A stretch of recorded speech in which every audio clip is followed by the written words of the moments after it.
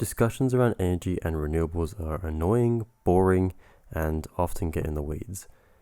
This video isn't an exception, as much as I tried it to be, and unfortunately with this stuff you just have to trudge through the bullshit because people who oppose renewables are very condescending, and if you don't know every specific aspect of how the electricity grid works, even if you do, it doesn't matter, nothing looks good rhetorically here. Whether it's apologia for coal and gas or it's apologia for ineffectual policy, you're bound to feel like punching a fucking wall at some point, especially when you see how easy it is for Australia to achieve very ambitious clean energy goals. Anyway. With net zero set in stone in many states and now federally, why governments are still doling out billions to various corporations for massive fossil fuel projects, some being viable as far as 2077, begs some questions. There are many replies, explanations and reasons for this, but key amongst them is the baseload power argument, that modern fossil fuels are a vital player alongside or in replacement of renewables, specifically to provide baseload power to the electricity grid, something renewable energy cannot do. The idea of baseload power is essentially the minimum amount required to meet energy demand in a given grid. Basically, some level of energy is produced at all times, which facilitates our round-the-clock consumption. Coal and gas produce energy have been doing this for centuries, but due to their high emissions and various environmental impacts, we should be seeking to move away from these fossil fuels, preferably in favour of renewable energy. Among the two most prominent renewables that are proposed or implemented are solar and wind, as they rely on easily accessible sources like the sun and wind, and produce energy relatively more sustainably. The problem you can imagine is brought up is what's called intermittency, which references the variable nature of renewable power generation, essentially arguments like the sun doesn't always shine or the wind doesn't always blow. What the? Who turned off the wind? Dad, if we're really off the grid, then we won't get power when the air is still. Oh, well, I'm not crawling back to big electricity. From now on, the Simpsons are living intermittently. Yeah, living intermittently. Duh! This problem is often brought up by climate skeptics, proponents of fossil fuels or nuclear energy, but also those who defend a slower, more gradual or delayed transition process, all of which rule out decisive and necessary implementation of green energy. Baseload power is often the focus of these discussions, which leaves out intermediate load and peak load. Power plants that operate on baseload can't quickly and robustly respond to changes in energy demand because baseload plants are designed to run for long and consistent periods of time, not short bursts, and so the grid uses the two latter loads to account for variability in both demand and supply. The combination of these loads is what's called an optimal mix. Thus, the intermittency that's observed in renewable power generation, if competently handled, can be accounted for within the grid infrastructure that we have. But even when fixating on baseload, intermittent renewables like wind can actually provide baseload power. In 2007, yes, 13 years ago, Graham Sinden in his paper Characteristics of the UK Wind Resource, Long-Term Patterns and Relationship to Electricity Demand found that while singular wind turbines themselves are obviously unreliably intermittent, multiple wind farms which experience different weather regimes are just as reliable as coal, gas and nuclear plants, which contrary to popular belief aren't 100% constant either. Building on his paper, Mark Deisenhoff in the same year at the ANZ-SEE Solar Conference submitted a paper which reaffirmed Sinden and also suggested that in times when the baseload wind power plants aren't enough, biofueled gas turbines can act as a backup peak load power station, as they are easily switched on and off and are additionally low capital and fuel cost. Deisenhoff also notes how grids can be interconnected between states and countries, which allows for even more robust energy supply, as for example if solar power generated an excess amount of energy in South Australia and wind power isn't generating enough in Victoria, the former can lend or purchase their excess to the latter. Finally, Deisenhoff states that at the time of his writing, large-scale battery storage was financially infeasible, but it could replace fossil fuels as a baseload, but also argues that both widespread and strategic solar deployment and solar thermal storage could replace the existing baseload. Nowadays, both are much cheaper and commercially viable.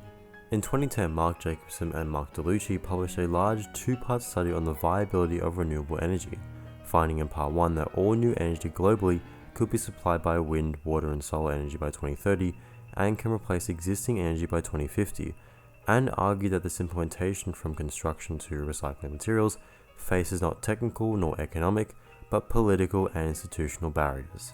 Part 2 contends that when accounting for the costs incurred from pollution and climate change, all of the examined renewable technologies will become cheaper than their fossil fuel counterparts by 2020 or 2030, and at the time, onshore wind was already cheaper. Jacobson and DeLucci would actually be proven wrong. Renewables of all kinds became cheaper than their fossil fuel counterparts way before 2020. The project in its entirety strongly reaffirms the viability of renewable energy. These were all papers and arguments put forward in the early 2000s, and since much of their predictions and prescriptions have come true, but also in some ways they were conservative. Not the ideology, I mean like it's better than it was expected.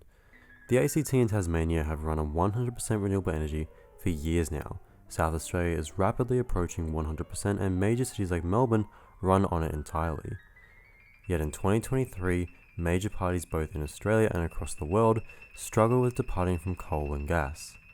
From the coalition enacting the gas-fired recovery plan during COVID, to the Labor Party recently approving 116 new gas wells for operation until 2077. To no avail, the baseload argument is made to justify their actions. These idealistic greenies have no idea how to govern. Transition can't happen overnight. We must continue to prop up fossil fuels because we need them. This apologia is incredibly weak, especially from the Labor Party, a party ostensibly for action on climate change. Much of the rhetoric and action of the Labor Party reveals that the motivations around energy is whatever they believe is economically or financially viable, not what's good for the environment. If fossil fuel projects are competitive and they stack up, then Labor has made it abundantly clear that it is more than okay with approving and or funding them.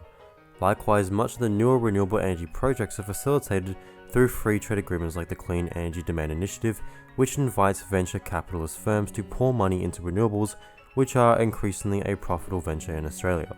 But this markets-based approach fails to consider the fact that markets are, inefficient at addressing social and environmental issues.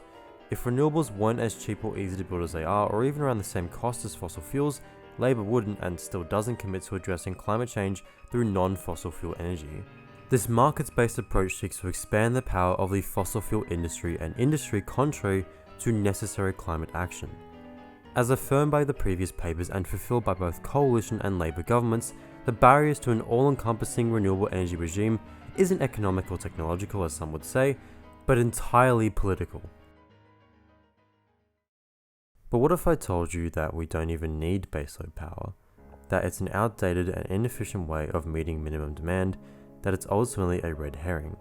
In 2013, Ben Elliston, Ian McGill, and Mark Deisenhoff argued that a comprehensive renewable energy sector does not need baseload power stations to achieve the same reliability as our current baseload structure.